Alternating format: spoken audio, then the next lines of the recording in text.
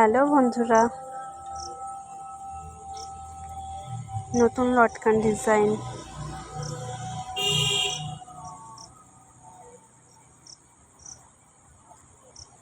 পাপড়িগুলো কেটে নেওয়া হয়েছে, দড়ি স্টিচ করে নেওয়া হলো, একটা পাপড়ি স্টিচ করে বসতে নেওয়া হলো।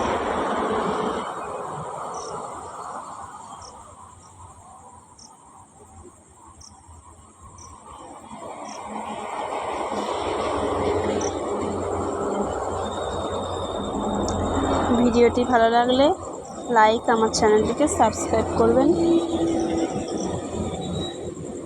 এর ছোট ছোট পাপড়ি তৈরি করে নেওয়া হলো 3টে।